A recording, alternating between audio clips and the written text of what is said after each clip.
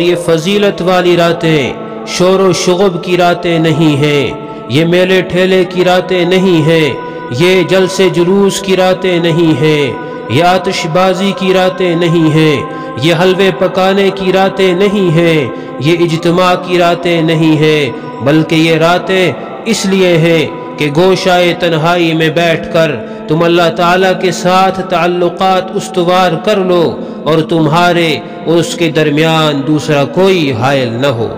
اس لیے کوشش کریں اس رات کو تنہائی میں گزارے، چھپ کر گزارے، تاکہ آپ اور اللہ کے درمیان میں کوئی دوسرا بندہ حائل نہ ہو۔ اب لوگ یہ عذر کرتے ہیں، یہ بہانہ بناتے ہیں کہ اگر تنہائی میں عبادت کرنے بیٹھتے ہیں تو نیند آ جاتی ہے۔ یہ ہیلے ہیں لوگوں کے کہ مسجد میں شبینہ اور روشنی ہوتی ہے اور ایک جم غفیر ہوتا ہے جس کی وجہ سے نیند پر قابو پانے میں آسانی ہو جاتی ہے۔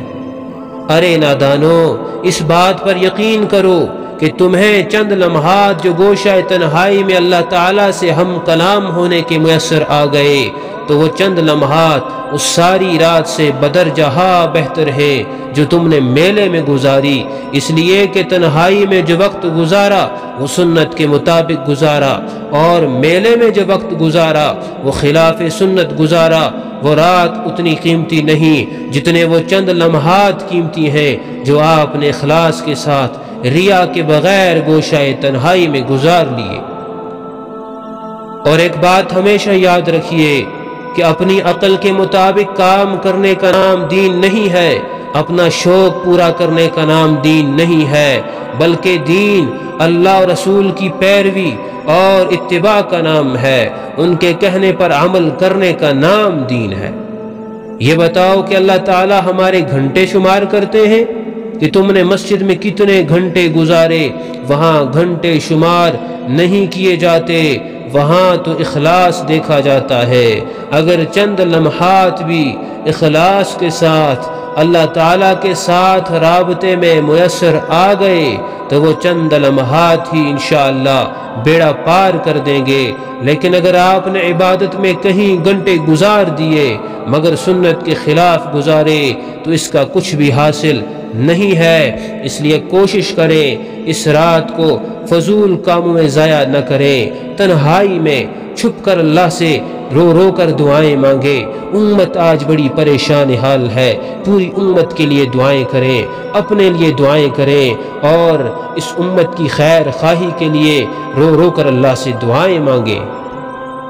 اور اس رات میں کوئی آتش بازی نہ کریں، جلسے جلوس نہ نکالیں۔ آتش بازیاں یہ اسلام میں ویسے ہی حرام ہیں، تو اس رات میں اس کی اجازت کہاں سے مل سکتی ہے؟ اور یاد رکھیں اسی طریقے سے اجتماعات کی یہ رات نہیں ہے، کسی اور دن اس کا آپ تعین کر لیں، لیکن اس رات میں اجتماعات بھی نہ کیے جائیں، جلسے جلوس بھی نہ کیے جائیں، اور اس رات میں جو ہے حلوے بھی نہ پکائے جائیں۔ اور یہ بات بھی یاد رکھیں کہ اس رات میں عبادت کا کوئی خاص طریقہ مقرر نہیں کہ فلاں طریقے سے عبادت کی جائے۔ جیسے بعض لوگوں نے اپنی طرف سے ایک طریقہ گڑھ کے یہ کہہ دیا کہ شب برأت میں اس خاص طریقے سے نماز پڑھی جاتی ہے، مثلا پہلی رکعت میں فلاں سورت اتنی مرتبہ پڑھی جائے، دوسری رکعت میں فلاں سورت اتنی مرتبہ پڑھی جائے۔